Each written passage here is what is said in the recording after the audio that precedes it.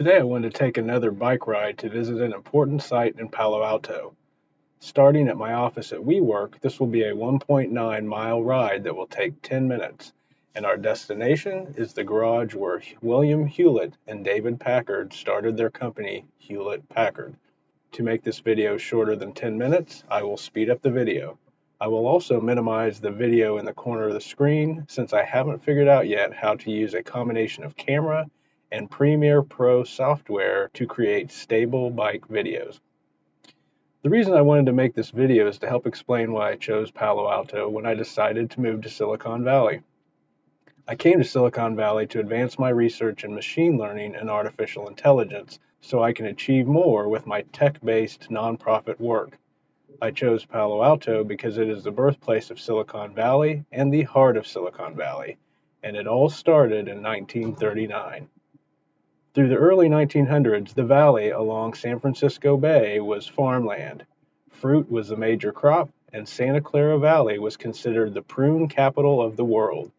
That would begin to change when Leland Stanford, who was a railroad owner, former governor, and a senator, and his wife Jane, donated land and money to start a university near their farm in the middle of the valley.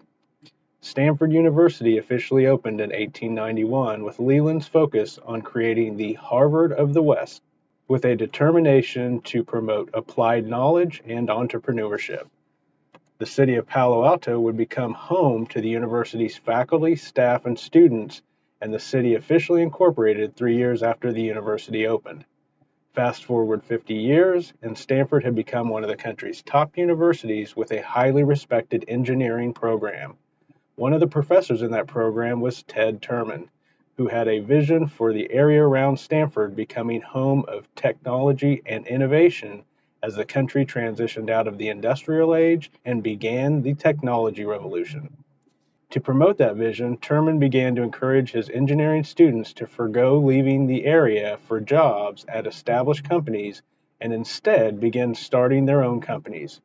The first two students to take his advice were William Hewlett and David Packard. Initially, Hewlett and Packard followed others and left the area when they graduated in 1934. Hewlett went to graduate school at MIT, and Packard went to work for General Electric. However, they remembered Terman's encouragement to become entrepreneurs, and when Hewlett graduated from MIT in 1937, he traveled back to California to meet with Packard. That turned out to be their first business meeting. In 1938, Packard got married and moved into a house at 367 Addison Avenue in Palo Alto, where he rented the first floor. Hewlett joined them at the property where he slept in the shed because the homeowner occupied the second floor. The two decided to use the garage as a workspace where they developed their first product, which was an audio oscillator that they sold to Disney Studios. That was the beginning of a company that would go on to become one of the great success stories in the technology industry. It also made starting a tech company in a garage a badge of honor for young tech entrepreneurs, a path that was followed by founders of companies like Apple, Microsoft, Dell, Amazon, Google, and many more. And here is the famous garage that started a revolution and gave birth to Silicon Valley. The property was acquired by HP Company in 2000 and registered with the federal government as a historical site. Here is a sign that commemorates the fact that the site is a historical property, and it gives a summary of the property's history. Well, that is my video for today. Thank you for watching, and don't forget to subscribe to this channel by clicking the subscribe button in the lower right-hand side of the screen. You can also find a link to the playlist in the description below, which provides a list of all of the videos that I've created in the order that they were published.